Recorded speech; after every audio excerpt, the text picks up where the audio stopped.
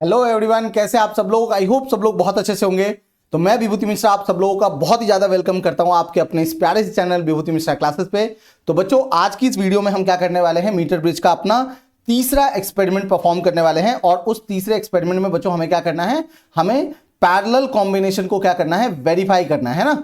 Law of parallel combination मतलब दो resistance को पहले तो इंडिविजुअली कैलकुलेट करना है, फिर उसको हमें पैरेलल में कंबाइन करके फिर उसकी रीडिंग्स लेनी है और फिर ये चेक करना है कि जो इंडिविजुअल रेजिस्टेंस निकाला था उससे जब हम पैरेलल का फॉर्मूला लगा करके पैरेलल का रेजिस्टेंस निकालेंगे और उनको पैरेलली मीटर ब्रिज के साथ कनेक्ट करके जब हम उसका रीडिंग लेकर के पैरेलल रेजिस्टेंस मतलब पैरेलल रेजिस्टेंस की वैल्यू कैलकुलेट करेंगे तो क्या वो सेम आ रहा है या नहीं आ रहा है, हमें ये चेक करना होता है। तो जैसे हमने सीरीज कॉम्बिनेशन को चेक किया था, अगर किसी बच्चे ने सीरीज कॉम्बिनेशन और उससे पहले की वीडियो नहीं देखी है तो उसका लिंक आपको डिस्क्रिप्शन बॉक्स में मिल जाएगा। तो जो मीटर ब्रिज के पहले दो एक्सपेरिमेंट है वो भी आप जरूर से देख लीजिए और अगर आपको वो आता है तो आप यहां से कंटिन्यू कर सकते हैं। तो देखिए, इस एक्सपेरिमेंट को परफॉर्म करने के लिए हमें किस किस मटेरियल की रिक्वायरमेंट होगी। तो हमें एक बैटरी एलिमिनेटर चाहिए होता है बच्चों, हमें एक की चाहिए होता है, हमें resistance wire, connecting wire, galvanometer, jockey और रेजिस्टेंस बॉक्स और मीटर ब्रिज, इन सब चीजों को आपस में हम क्या करते हैं, कनेक्ट करते हैं और फिर हम उस पूरे एक्सपेरिमेंट को क्या करते हैं, परफॉर्म करते हैं। अच्छा, इसको परफॉर्म करने के लिए हमें जिस सर्किट डायग्राम की जरूरत पड़ेगी वो सर्किट डायग्राम मैंने आपको यहां पे ड्रॉ करके दिखा दिया है। यही सर्किट डायग्राम हम आगे भी मैं आपको बताने वाला हूं। इसी को यूज करके हम क्या करेंगे, अपनी चीजों को कनेक्ट करेंगे और कैलकुलेट करेंगे। और एक चीज बता दूं कि ये जो पूरा का पूरा सेटअप होता है मीटर ब्रिज का, ये किस पे काम करता है बच्चों, ये व्हीटस्टोन ब्रिज प्रिंसिपल पे काम करता है। तो व्हीटस्टोन ब्रिज प्रिंसिपल क्या कहता है हमसे बच्चों कि अगर मान लीजिए मेरे पास चार रेजिस्टेंस क्या है, P, Q, R और क्या है हमारे पास S, चार रेजिस्टेंस है। और अगर आप इस स्विच को क्या करो, क्लोज करोगे तो क्या होगा, इसके अंदर करंट फ्लो करेगा I, है ना। लेकिन एक चीज है कि अगर गैल्वेनोमीटर में कोई डिफ्लेक्शन नहीं आता, क्या कहता है भैया कि इफ IG इक्वल्स टू 0, अगर गैल्वेनोमीटर में कोई डिफ्लेक्शन नहीं है यानी कि गैल्वेनोमीटर में कोई करंट नहीं होगा और तब ये जो व्हीटस्टोन ब्रिज होता है वो क्या होता है, बैलेंस्ड होता है। तो P by Q equals to क्या बोल सकते हैं, R बाई S होगा। और इसी चीज को हम क्या करते हैं, यूज करते हैं अपने मीटर ब्रिज के सेटअप में। तो देखिए, मीटर ब्रिज में क्या होता है कि जो रेजिस्टेंस बॉक्स आपको यहां पे दिखाई दे रहा है, इसमें से आप जितने भी ओम का प्लग बाहर निकालोगे उतने ओम का रेजिस्टेंस इस रेजिस्टेंस बॉक्स के अंदर आ जाता है। तो जो इसका रेजिस्टेंस होगा उसको हम क्या बोलने वाले R, और ये जो हमारे पास होगा इसको R1 R2 भी बोल सकते हो या आप इसको S1 और क्या बोल सकते हो बच्चों, S2 भी कह सकते हो, है ना। तो सबसे पहले हम क्या करेंगे, इंडिविजुअली S1 कैलकुलेट करेंगे, फिर S2 के लिए हम कैलकुलेशन करेंगे और फिर इन दोनों को पैरेलल में कंबाइन करके फिर हम अपना क्या करते हैं, बैलेंस लेंथ फाइंड आउट करते हैं। तो जैसे ही आप इस की को क्लोज करोगे और इस जॉकी को इस वायर AB के ऊपर क्या करोगे, आप स्लाइड करोगे तो कोई ना कोई तो आपको बैलेंस लेंथ मिलेगा। तो मान लीजिए मेरे पास यहां पे क्या हो गया, बैलेंस लेंथ मिल गया, तो इसको J से डिनोट कर देते हैं। A से लेकर के J तक का जो भी लेंथ होगा उसको L से डिनोट करते हैं और B से लेकर के जो J तक का डिस्टेंस होगा उसको हम क्या बोलते हैं, 100 माइनस का L आ जाता है बच्चों। कितना आ जाएगा, 100 माइनस का L आ जाएगा। ठीक है जी, बहुत बढ़िया बात। अब आप देखिए कि ये कैलकुलेशन कैसे होगा, मतलब जो हमें तो चार रेजिस्टेंस चाहिए था, तो R और इधर से जो भी आएगा इसको हम क्या बोलने वाले हैं, इधर वाले रेजिस्टेंस को हम S बोलने वाले हैं। चाहे आप इंडिविजुअली S1 S2 या S इक्विवेलेंट जो भी कैलकुलेट करोगे, जो A से J वाला होगा वो हमें क्या देगा, रेजिस्टेंस P, और जो B से लेकर के J तक होगा वो हमें क्या देगा, Q देगा। किस तरीके से, हमें यह बात पता है कि किसी भी वायर का जो रेजिस्टेंस होता है वो रो L बाई A होता है। ठीक है, ये जो हमने वायर लिया है AB में, इसका अपना एक रेजिस्टिविटी होगा और इसका अपना क्या होगा, एक एरिया क्रॉस सेक्शन होगा। तो अगर मैं A और J का कैलकुलेट करूं तो R ऑफ AJ क्या होगा बच्चों, हमारे पास रो L अपॉन में A हो जाएगा, इसको हम P कहने वाले हैं। और इसी तरीके से रेजिस्टेंस B और J, मतलब B और J के बीच में जो वायर है उसका जो रेजिस्टेंस आ जाएगा वो रो 100 माइनस L और डिवाइडेड बाई क्या हो जाएगा, A आ जाएगा इसका। ठीक है, तो ये क्या हो गया P और इसको हम क्या बोलने वाले हैं, Q बोलने वाले हैं। क्योंकि गैल्वेनोमीटर में कोई डिफ्लेक्शन नहीं आ रहा है, इसका मतलब P upon Q equals to क्या हो जाएगा, R अपॉन S हो जाएगा। तो देखिए R और S तो होगा जो ऊपर वाले मतलब जो रेजिस्टेंस बॉक्स और जो हम अननोन रेजिस्टेंस पुट करेंगे उससे आएगा। P की वैल्यू हमारे पास क्या है, रो L अपॉन में A आ जाएगा और इसको डिवाइड करेंगे रो 100 times L divided by A से। तो आप देखो कि A और रो क्या होगा, आपस में कैंसिल आउट हो जाएगा। तो आपको R अपॉन S क्या मिलने वाला है, हमारे पास L अपॉन 100 माइनस L आ जाएगा। और यहां से अगर आप S की वैल्यू कैलकुलेट करोगे तो R 100 माइनस L और अपॉन में कितना आ जाएगा, L आ जाएगा। इसी फॉर्मूले को हमें क्या करना होता है, यूज करना होता है to find the unknown resistance. ठीक है, तो वो चाहे आप S1 के लिए कैलकुलेट करेंगे तब भी आपको बैलेंसिंग लेंथ निकालना होगा, तो 3, 4 या 5 आप रीडिंग क्या ले सकते हो S1 के लिए, फिर आप उसका मीन निकालोगे तो S1 मिल जाएगा। फिर हम इसी तरीके से वहां पे जो हमारा राइट गैप है वहां पे हम यहां पे S2 कैलकुलेट करेंगे इस जगह पे, और उसके लिए भी 4-5 रीडिंग लेकर के हम उसका मीन वैल्यू कैलकुलेट करेंगे तो S2 आ जाएगा। और जो S1 का मीन आएगा, S2 का मीन आएगा, उसको हम पैरेलल में कंबाइन करेंगे। जो पैरेलल का फॉर्मूला होगा हमारे पास, अगर आप देखिए तो 1 अपॉन S इक्विवेलेंट कितना आ जाएगा बच्चों, 1 upon S1 plus 1 by S2 होगा। तो यानी S इक्विवेलेंट कितना आ जाएगा, S1 S2 अपॉन में S1 प्लस S2 आ गया। मैंने क्या किया है, उसको मतलब एलसीएम लेकर के रेसिप्रोकल कर दिया है। तो एक बार जब आप S1 S2 कैलकुलेट कर लेंगे, इस फॉर्मूले में पुट करके S इक्विवेलेंट निकालेंगे, और फिर हम क्या करेंगे, इस S1 S2 को एक्चुअल में पैरेलल में यहाँ पे कंबाइन करके यहाँ पे हम कनेक्ट करेंगे, और उसके लिए भी 4-5 रीडिंग लेकर के हम क्या करेंगे, उसकी मीन वैल्यू निकालेंगे और देखेंगे कि जो मीन वैल्यू S इक्विवेलेंट का मीटर ब्रिज के थ्रू आया था और जो हमने इंडिविजुअली S1 S2 कैलकुलेट किया था उससे जो हमें मीन वैल्यू मतलब S इक्विवेलेंट मिला था, क्या वो सेम है या नहीं है। वो आसपास की वैल्यू होनी चाहिए, बहुत ज्यादा वेरिएशन नहीं आना चाहिए उसके अंदर। अगर वो सेम होगा लगभग, तो फिर हम ये बोलेंगे कि पैरेलल कॉम्बिनेशन क्या होगा, हमारा वेरीफाइड हो गया। ठीक है, तो अब इस पूरे एक्सपेरिमेंट को चलते हैं अपने एक्सपेरिमेंटल सेटअप की तरफ, जहां पे इन सारी चीजों को कनेक्ट करके हम क्या करेंगे, इस एक्सपेरिमेंट को परफॉर्म करेंगे। तो बच्चों ये रहा वो सारा का सारा एपरेटस जिसकी मदद से हम क्या करने वाले हैं, मीटर ब्रिज के अपने तीसरे एक्सपेरिमेंट को परफॉर्म करेंगे, जिसके अंदर हमें पैरेलल कॉम्बिनेशन का जो लॉ होता है उसको हमें वेरीफाई करना है कि पहले इस अननोन रेजिस्टेंस का हम एक अननोन रेजिस्टेंस का रेजिस्टेंस निकालेंगे, फिर दूसरे को कनेक्ट करेंगे यहाँ पे, उसका भी रेजिस्टेंस निकालेंगे, और फिर दोनों को पैरेलल में कनेक्ट करके हम क्या करेंगे, उसका भी हम रेजिस्टेंस निकालेंगे, मतलब इक्विवेलेंट वाला पैरेलल कॉम्बिनेशन का। और फिर हम वेरीफाई करेंगे कि जो दो हमने पहले रेजिस्टेंस निकाला था उसका पैरेलल कॉम्बिनेशन का जो थ्योरेटिकली जब हम कैलकुलेट करेंगे पैरेलल में वैल्यू वो, और जो हमने मीटर ब्रिज की सहायता से निकाला होगा, क्या वो सही है, सेम आ रहा है या नहीं आ रहा है। अब जो कनेक्शन है मैंने पहले से ही कर रखा है, तो इस कनेक्शन को कैसे करते हैं अगर आपको उसकी वीडियो देखनी है, या इससे पहले वाले दोनों मीटर ब्रिज के एक्सपेरिमेंट अगर आपने अभी तक नहीं देखा है, तो डिस्क्रिप्शन बॉक्स में आपको लिंक मिल जाएगा, जिसमें मैंने पहले वीडियो में मीटर ब्रिज की सहायता से अननोन रेजिस्टेंस कैसे फाइंड आउट करना होता है वो बता रखा है। दूसरे में हमने लॉ ऑफ सीरीज कॉम्बिनेशन को बता रखा है। तो दोनों वीडियो का लिंक आपको डिस्क्रिप्शन बॉक्स में मिल जाएगा, वहां से जाकर के आप उन दोनों वीडियो को देख सकते हैं, और आप ये भी सीख सकते हैं कि कैसे कॉम्बिनेशन को हम करते हैं। अब मैं आपको बता देता हूं कि इसके अंदर जो कॉम्बिनेशन हुआ है वो बेसिकली आपको जो ये सर्किट दिखाई दे रहा होगा उसके अकॉर्डिंग मैंने यहां पे कॉम्बिनेशन किया है। इसमें हमें सबसे पहले नीचे वाले कॉम्बिनेशन को कंप्लीट करना होता है, यानी सेल को हमें मीटर ब्रिज से जोड़ना होता है, और फिर जो मीटर ब्रिज के दो लेफ्ट गैप और राइट गैप होता है उसके अंदर चीजों को कनेक्ट करना होता है। तो देखिए बैटरी एलिमिनेटर का जो पॉजिटिव और नेगेटिव टर्मिनल आपको यहां पे दिखाई दे रहा है, ये पॉजिटिव है और ये नेगेटिव है। तो पहले पॉजिटिव को मीटर ब्रिज के एक एंड से, नेगेटिव को मीटर ब्रिज के दूसरे एंड से कनेक्ट करना होता है, और आप की को या तो यहां कनेक्ट कर सकते हैं या तो यहां कनेक्ट कर सकते हैं। कोई भी एक जगह पे अगर आप की को कनेक्ट करोगे तो ये प्रॉपर कॉम्बिनेशन कहलाता है। तो आप यहां पे देख लीजिए कि मैंने बैटरी एलिमिनेटर का पॉजिटिव टर्मिनल की के एक एंड से कनेक्ट किया है, और की के दूसरे एंड को मैंने मीटर ब्रिज के इस एंड से कनेक्ट कर दिया है, और जो बैटरी एलिमिनेटर का नेगेटिव टर्मिनल है उसको मैंने मीटर ब्रिज के इस एंड से जाके कनेक्ट कर दिया। ठीक है, तो आपको ये तो नीचे वाला कॉम्बिनेशन पूरा कंप्लीट हो गया।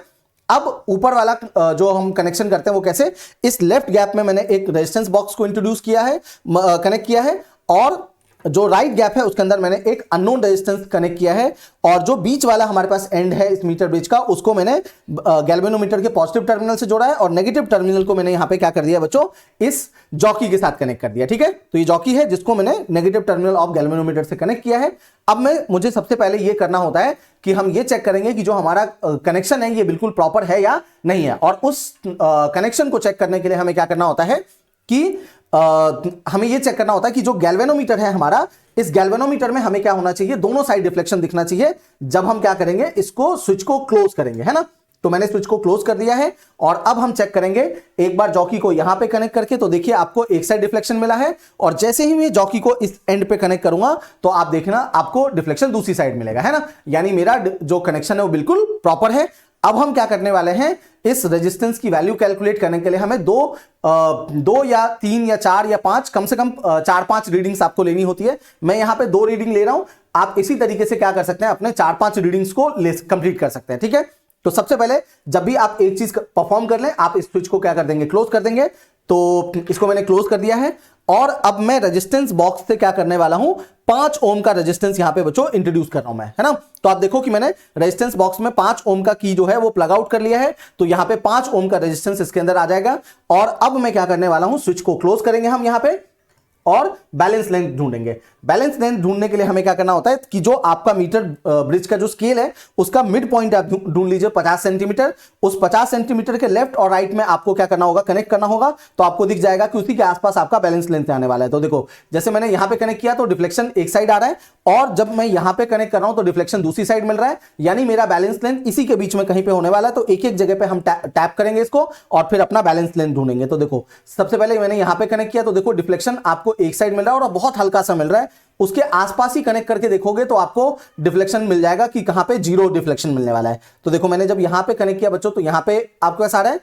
अब देखो कि मैं जब यहां पे कनेक्ट करूंगा तो यहां पे कनेक्ट करने पे मुझे बिल्कुल कोई भी डिफ्लेक्शन यहां पे दिखाई नहीं दे रहा है ना। ये देखो ये बिल्कुल 0 डिफ्लेक्शन दिखाई दे रहा है गैल्वेनोमीटर में। तो अब हम क्या करेंगे, स्विच को क्लोज कर लेंगे और अपना रीडिंग यहां पे नोट कर लेते हैं। तो देखो जब मैंने इसको क्लोज किया तो मुझे दिखाई दे रहा है कि जो मेरा रीडिंग है वो 50 और 51 के बीच में है, यानी 50.5 आ रहा है मेरा, है ना बच्चों। जो हमारा पहला बैलेंस लेंथ आ गया है उसके लिए मैंने यहाँ पे 5 ओम का रेजिस्टेंस यहां से निकाला था। रेजिस्टेंस बॉक्स में 5 ओम का रेजिस्टेंस दिया था और जो बैलेंस लेंथ आ गया था मेरे पास 50.5 सेंटीमीटर का मेरा बैलेंस लेंथ आ गया था। ठीक है, अब इसी तरीके से हम क्या करेंगे, अपनी दूसरी रीडिंग को भी कंप्लीट करेंगे। तो दूसरी रीडिंग के लिए मैं क्या कर रहा हूं, सबसे पहले तो यहां पे रेजिस्टेंस बॉक्स में रेजिस्टेंस इंट्रोड्यूस कर रहा हूं। तो 5 ओम मैंने पहले दिया था और अब मैं क्या कर रहा हूं, यहां से 10 ओम का रेजिस्टेंस यहां से निकाल रहा हूं। तो टोटल रेजिस्टेंस इसके अंदर क्या आ जाएगा, 15 ओम का आ जाएगा। और अब मैं सर्किट को क्या कर रहा हूं बच्चों, क्लोज कर रहा हूं और फिर से हमें यह चेक करना होगा कि हमारा बैलेंस लेंथ कहां पे आ रहा होगा। तो देखिए सबसे पहले मैं क्या बोल रहा हूं कि 50 के आसपास आप टच करके देखो। तो यहां टच किया मैंने तो एक साइड डिफ्लेक्शन आ गया, यहां पे टच करने पे मुझे दूसरी साइड डिफ्लेक्शन इस साइड से यहां पे डिफ्लेक्शन मिल रहा था और यहां से मुझे डिफ्लेक्शन इस साइड मिल रहा है और ये देखो यहां से डिफ्लेक्शन मुझे दूसरी साइड मिल रहा है ना। तो कई बार आपको 50 के आसपास नहीं मिलेगा, इधर उधर आपको टच करना पड़ेगा। तो जहां पे भी आपको दोनों साइड डिफ्लेक्शन दिखाई दे उसके बीच में ढूंढना होता है ना। तो अब देखो कि मैंने यहां पे टच किया तो इधर आ गया, अब इधर देखो ये इस साइड जा रहा है और यानी अब दूसरी साइड मिल रहा है। तो देखो इसके आसपास ही मेरा कहीं ना कहीं बैलेंस लेंथ होने वाला है ना। अब देखो यहां पे मुझे लगभग 0 के आसपास डिफ्लेक्शन दिखाई दे रहा है।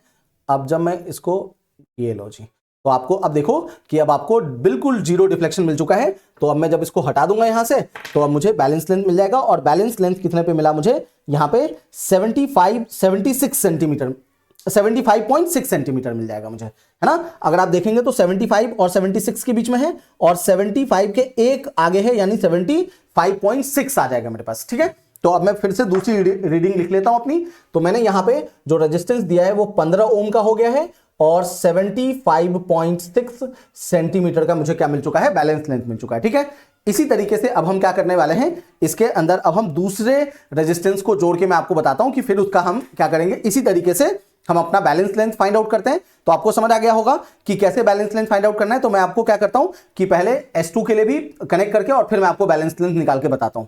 तो बच्चों मैंने अब क्या किया है, अपना जो दूसरा रेजिस्टेंस था वो मैंने यहां पे कनेक्ट कर दिया। पहले रेजिस्टेंस के लिए मैंने रीडिंग बता दिया है, दूसरे रेजिस्टेंस को मैंने यहां पे क्या किया, कनेक्ट कर लिया है। और अब मैं सबसे पहले क्या करने वाला हूं, इन दोनों को फिर से यहां पे क्लोज कर देते हैं इन कीज को यहां पे, और क्योंकि हमें नई रीडिंग लेनी है अपनी। तो अब देखिए कि सबसे पहले हमें फिर से यही चेक करना होता है कि क्या दोनों साइड फिर से डिफ्लेक्शन मिल रहा है हमें या नहीं मिल रहा है। हर बार आपको ये चेक करना पड़ेगा, क्योंकि कई बार हो सकता है कि बच्चा चेक नहीं करता है और उसको वन साइडेड डिफ्लेक्शन मिल रहा होता है, तो नल पॉइंट मिलता ही नहीं उसको। तो पहले आप ये जरूर चेक कर लें रीडिंग लेने से पहले। तो देखिए मैंने यहां जब कनेक्ट किया तो मुझे इस साइड डिफ्लेक्शन मिल रहा है और फिर जब मैं इसको यहां पे कनेक्ट करूंगा तो अब मुझे दूसरी साइड डिफ्लेक्शन मिल रहा है, यानी कि मेरा कनेक्शन बिल्कुल सही है। और अब मैं क्या करने वाला हूं, फिर से मैं यहां पे बच्चों क्या करूंगा, यहां पे 5 ओम का रेजिस्टेंस फिर से ले आते हैं। और अब देखिए कि दूसरा रेजिस्टेंस है, ये आपको इसी से पता लग जाएगा कि 5 ओम पे मुझे पहले क्या मिला था, 50.5 सेंटीमीटर का मिला था। अब बैलेंस लेंथ चेंज हो जाएगा इसका, देखिएगा सेम उस पे। तो अब हम क्या करेंगे, फिर से इसको क्लोज करेंगे स्विच को। हर बार हमें जब एक चीज पूरी हो जाए, मतलब एक रीडिंग ले लेने के बाद हमें स्विच को ओपन जरूर कर देना होता है ना। तो अब देखिए मैं फिर से क्या कर रहा हूं, यहां 50 के आसपास यहां पे मैंने कनेक्ट किया तो देखो डिफ्लेक्शन एक साइड है, और जब मैंने यहां पे कनेक्ट किया तो डिफ्लेक्शन दूसरी साइड मिल रहा है, यानी कि बीच में कहीं ना कहीं हमें डिफ्लेक्शन मिलेगा। तो एक एक जगह टैप करके आप देखते रहिए, आपको पता लगता जाएगा कि कहां पे आपको डिफ्लेक्शन जीरो मिल रहा है। तो देखो मुझे आसपास यहां कुछ आसपास मुझे जीरो डिफ्लेक्शन के आसपास मिल रहा है, ये देखो ये बिल्कुल क्या है, जीरो डिफ्लेक्शन मिल गया मुझे, है ना, यहां पे कोई भी डिफ्लेक्शन नहीं आ रहा है। तो अब हम क्या करेंगे, इसको यहां से हटा देते हैं। पहले तो सर्किट को ओपन कर दीजिए, और फिर जब मैंने यहां पे रीडिंग ली है तो 53 और 54 के बीच में आ रहा है, और 53.5 से आगे जा रहा है, और वो दो रीडिंग आगे जा रहा है, यानी 53.7 के आसपास आ गया मेरा, है ना। तो अगली रीडिंग जब हम लेंगे तो ये 5 ओम का मैंने रेजिस्टेंस इंट्रोड्यूस किया था, और 53.7 सेंटीमीटर पे मुझे क्या मिल चुका है, बैलेंस लेंथ मिल चुका है, ठीक है। तो ये हमारे पास रीडिंग आ गई है।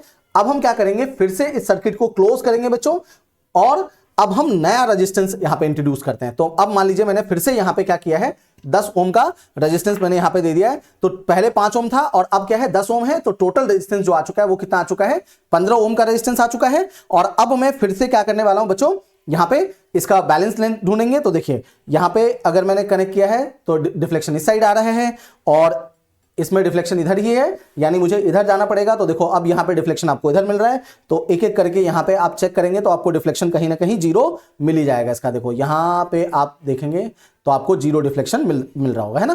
देखिए यहां पे इसके आसपास आपको बिल्कुल जीरो डिफ्लेक्शन मिल रहा है, यानी कि ये देखना अब जीरो डिफ्लेक्शन मिल रहा है मुझे, है ना। तो अब हम क्या करेंगे, इसको क्लोज करेंगे, और अपनी इस रीडिंग को जब हम लिखेंगे तो ये 77 और 78 के बीच में मिल रहा है, और जब मैं इसको थोड़ा सा एग्जैजरेट कर रहा हूं तो 77.9 सेंटीमीटर पे मिल रहा है। इसको आप 78 सेंटीमीटर भी लिख सकते हैं। तो मैंने 15 ओम का जब रेजिस्टेंस यहां पे दिया है तो 78 सेंटीमीटर का मुझे क्या मिल चुका है, बैलेंस लेंथ मिल चुका है। तो मैंने दोनों के लिए क्या कर लिया है, S1 और S2 दोनों अलग अलग रेजिस्टेंस के लिए मैंने आपको बैलेंस लेंथ बता दिया है। अब हम इन दोनों को क्या करेंगे, पैरेलल में जोड़ेंगे, और फिर उसके बाद हम इसको क्या करने वाले हैं, वेरीफाई करेंगे। उसका भी 2 रीडिंग लेंगे और फिर वेरीफाई करके बताऊंगा कि पैरेलल कॉम्बिनेशन यहां पे वेरीफाई हो रहा है या नहीं हो रहा है। तो मैं अब आपको पैरेलल कॉम्बिनेशन में जोड़ करके इसी के क्रॉस हम क्या करेंगे, अब मतलब एक जो पहला वाला हमारे पास रेजिस्टेंस था उसको भी पैरेलल में जोड़ देते हैं, जैसा कि आपको सर्किट में दिखाई दे रहा होगा। तो बच्चों देखिए मैंने अब अपने जो दोनों अननोन रेजिस्टेंस थे, जिनका मैंने पहले आपको इनकी रीडिंग्स मैंने बताई है, उन दोनों का मैंने क्या किया है, यहाँ पे पैरेलली जोड़ दिया है। ये तो यहीं इसी 2 एंड पे कनेक्टेड है, और इसी तरीके से इस वाले रेजिस्टेंस को भी मैंने क्या किया, यहाँ पे इन्हीं दोनों एंड के क्रॉस कनेक्ट कर दिया है। तो ये जो कनेक्शन है ये क्या कहलाता है, पैरेलल कॉम्बिनेशन। आप देख लो दोनों ही जो एंड्स हैं वो रेजिस्टेंस के, वो इसी एंड से कनेक्टेड है मीटर ब्रिज के, ठीक है। अब फिर से हमें क्या करना है, इन दोनों के लिए हमें कम से कम 4-5 रीडिंग आपको लेनी है। मैं आपको 2 लेकर के बताता हूं। तो देखो सबसे पहले हम क्या करेंगे कि इसके अंदर रेजिस्टेंस इंट्रोड्यूस करेंगे, और मैं इस बार फिर से मान लीजिए मैंने 5 ओम का रेजिस्टेंस यहां से क्या किया है, इंट्रोड्यूस कर दिया है। और उससे पहले लेकिन एक बार आप ये जरूर चेक कर लीजिए कि क्या जो कॉम्बिनेशन है वो सही है या नहीं है। तो मैंने सर्किट को क्या किया, क्लोज कर लिया यहां पे, और अब मैं जब यहां पे देखूंगा तो देखो डिफ्लेक्शन मुझे क्या दिखाई दे रहा है, यहां पे जब मैं इसको यहां पे कनेक्ट कर रहा हूं तो डिफ्लेक्शन एक साइड है, और जब मैंने जॉकी को दूसरे एंड पे कनेक्ट किया तो मुझे डिफ्लेक्शन दूसरी साइड मिल रहा है, ठीक है। चलिए अब इसको मैं करता हूं ओपन, और यहां से मैं अब 5 ओम का रेजिस्टेंस क्या है बच्चों, यहां पे मैं इंट्रोड्यूस कर दे रहा हूं इसके अंदर, है ना। तो मैंने 5 ओम का रेजिस्टेंस इंट्रोड्यूस कर दिया है। सर्किट को करेंगे क्लोज, और जैसा मैंने आपको कहा कि आपको डिफ्लेक्शन मिड पॉइंट के आसपास ढूंढना होता है, उसी के आसपास आपको मिलता है, थोड़ा बहुत लेफ्ट राइट इधर उधर होगा, लेकिन मिड पॉइंट के अराउंड ही आपको मिलने वाला होता है। तो देखिए सबसे पहले मैंने यहां पे जब क्लोज किया तो डिफ्लेक्शन इस साइड मिल रहा है, और जब मैं यहां पे क्लोज कर रहा हूं तो डिफ्लेक्शन इस साइड है, और देखो इस साइड मुझे कम डिफ्लेक्शन मिला था, है ना। तो मेरा नल पॉइंट इसी के आसपास होगा। तो अलग अलग जगह पे आप टच करके देखो तो आपको दिखाई देगा कि एक साइड से आपको डिफ्लेक्शन कम होते हुए दिखाई देगा। देखो यहाँ पे पहले डिफ्लेक्शन दूसरी एंड था, और इस बार यहाँ पे दूसरी साइड हो गया, यानी कि इसी के आसपास मेरा नल पॉइंट होने वाला है। देखो अब लगभग 0 के आसपास मुझे मिल चुका है। तो अब अगर आप एक एक करके यहाँ पे टच करते रहेंगे तो आपको पता लग जाएगा नल पॉइंट। देखो तो यहाँ पे मेरे पास क्या है, डिफ्लेक्शन बिल्कुल 0 आ चुका है। अब मैं की को क्या कर रहा हूं, ओपन कर रहा हूं यहां पे, ताकि सर्किट क्लोज हो जाए। और जब मैंने यहां पे रीडिंग ली है तो मेरा रीडिंग 68 और 69 के आसपास आ रहा है, बीच में आ रहा है। और 68 और 69 के बीच में जब हम इसको ले जाते हैं तो देखो मेरा आ जाएगा 68.8 मेरे पास क्या है, रीडिंग है इसकी पहले वाली। तो अब मैं इसको नोट कर लूंगा। तो मैंने रेजिस्टेंस निकाला यहां से 5 ओम, और मेरा जो रीडिंग आया है वो 68.8 सेंटीमीटर का मेरे पास क्या आ गया है, पहली रीडिंग आ गई है, ठीक है। इसी तरीके से अब हम क्या करेंगे बच्चों, अपना दूसरा रीडिंग भी लेने वाले हैं। अब फिर से क्या करेंगे, इसके अंदर 5 ओम का रेजिस्टेंस मैंने पहले दिया था, अब चाहो तो आप सेम ही रख सकते हो, या इस बार मैं क्या कर रहा हूं 2 ओम का रेजिस्टेंस यहां से निकालता हूं। तो अब टोटल रेजिस्टेंस कितना हो जाएगा इसके अंदर, 7 ओम हो जाएगा, और क्योंकि 5 ओम पहले और 2 ओम बाद में निकाला मैंने, तो टोटल रेजिस्टेंस कितना हो गया इसके अंदर, इस रेजिस्टेंस बॉक्स में 7 ओम का आ चुका है। अब हम क्या करेंगे, सर्किट को फिर से क्लोज करेंगे और अपनी दूसरी रीडिंग ले लेंगे। फिर से 50 के आसपास देखिए आप यहां पे, तो यहां पे मैंने जब टच किया तो देखो डिफ्लेक्शन इस साइड मिल रहा है, और जब मैं यहां पे टच कर रहा हूं तो डिफ्लेक्शन उसी मतलब सेम साइड पे मिल रहा है ना, देखो इसी साइड मिला और इधर भी इसी साइड मिल रहा है, यानी मुझे डिफ्लेक्शन, अब देखो यहां पे जाओगे तो दूसरी साइड मिल रहा है, यानी इसके बीच में कहीं ना कहीं मुझे अपना नल पॉइंट मिलेगा। देखो यहां पे इसके आसपास लगभग मुझे डिफ्लेक्शन 0 मिल चुका है ना, यहां मुझे डिफ्लेक्शन बिल्कुल 0 मिल चुका है, यहां पे कोई डिफ्लेक्शन नहीं है इसके अंदर। तो अब मैं इसको हटा देता हूं यहां से, और जब मैं इसको काउंट करूंगा तो देखो 76 और 77 के बीच में आ रहा है, और ये आ गया मेरे पास 77 सेंटीमीटर, मतलब 76.9 है, तो उसको लिख लीजिए 77 के आसपास ही। तो मेरे पास क्या आ जाएगा, ये 7 ओम आ जाएगा, और ये 77 सेंटीमीटर का मुझे क्या मिल चुका है, बैलेंस लेंथ मिल चुका है, ठीक है। तो अब हम क्या करेंगे बच्चों, मेरे पास अब आप देख लीजिए कि मेरे पास जो पहला वाला रेजिस्टेंस था उसके लिए भी मुझे 2 रीडिंग मिल चुकी है, दूसरे वाले के लिए भी 2 रीडिंग मिल चुकी है, और इसमें 100 - L करके दूसरा लेंथ निकालना है, फिर उससे हम S निकालेंगे, फिर इसके लिए भी S कैलकुलेट करेंगे, और फिर इसी तरीके से S2 और S इक्विवेलेंट को कैलकुलेट करके, और फिर मैं आपको बताता हूं कि क्या यहां पे पैरेलल कॉम्बिनेशन वेरीफाई हो रहा है या नहीं हो रहा है। अब देखिए बच्चों, मैंने सारी कैलकुलेशन यहां पे कर दी है, कि सारी रीडिंग्स तो ले ली थी मैंने यहां पे R और L के लिए, S1 S2 और S इक्विवेलेंट के लिए। 100 - L से माइनस करने के बाद हमें ये सारी वैल्यूज मिली है 100 - L की, और फिर जब मैंने इसको इस फॉर्मूले में पुट करके निकाला है, तो ये मुझे पहले 2 रीडिंग्स किसके लिए मिला है, S1 के लिए, फिर ये दोनों रीडिंग S2 के लिए, और ये किसके लिए मिल गया हमें, S इक्विवेलेंट के लिए मिल गया, ठीक है। और इसी चीज को जब मैंने यहां पे अपने फॉर्मूले में कैलकुलेट करोगे आप, तो देखो फॉर्मूले में क्या करना है, S1 क्या हो जाएगा 4.9 प्लस 4.8 डिवाइडेड बाई 2, जो आपके पास ये दोनों रीडिंग्स आई थी मेरे पास, आप देखिए कि मेरे पास यहाँ पे जो S1 के लिए 4.9 और 4.8 मिला था, इसका मैंने एवरेज लिया तो 4.85 ओम आ गया। फिर इसी तरीके से S2 में 4.3 और 4.2 मिला था, उसका एवरेज लिया तो मेरे पास कितना आ गया 4.25 आ गया। और जो उन दोनों को सॉल्व करके हमने क्या किया, पहले तो S इक्विवेलेंट निकाल लिया। अब S इक्विवेलेंट क्या है, S1 S2 upon S1 plus S2 होता है। ये कहां से आता है, तो हमें पता है पैरेलल कॉम्बिनेशन के लिए S इक्विवेलेंट क्या होता है, 1/S1 प्लस 1/S2 होता है। तो जब आप इसका एलसीएम लेकर के रेसिप्रोकल करेंगे तो आप इस फॉर्मूले तक पहुंच जाएंगे। और इन दोनों S1 S2 की वैल्यू से जब मैंने S इक्विवेलेंट निकाला तो मेरे पास कितना आ गया 2.26 आ गया। और जो मेरे पास कैलकुलेटेड वैल्यू था हमारे पास S इक्विवेलेंट का, आप देखिए S इक्विवेलेंट की कैलकुलेटेड वैल्यू कितनी थी मीटर ब्रिज से, 2.27 और 2.09। जब मैंने उससे इसका एवरेज निकाला है तो मेरे पास क्या आ गया 2.27 और 2.09 का 2.18 आ गया। यानी कि जो यहां से आया है 2.26 आ गया और ये कितना आ गया 2.18 आ गया। तो ये दोनों ही लगभग सेम वैल्यूज हैं। तो इसका मतलब है कि लॉ ऑफ पैरेलल कॉम्बिनेशन क्या है, यहां पे वेरीफाइड है। तो इसी तरीके से हमें अपने जो मीटर ब्रिज के इस एक्सपेरिमेंट को क्या करना होता है बच्चों, परफॉर्म करना होता है। तो आई होप बात सबको समझ आई होगी कि किस तरीके से हम अपने मीटर ब्रिज के एक्सपेरिमेंट को परफॉर्म कर सकते हैं। तो चलिए मिलते हैं फिर अब अपने अगले एक्सपेरिमेंट में।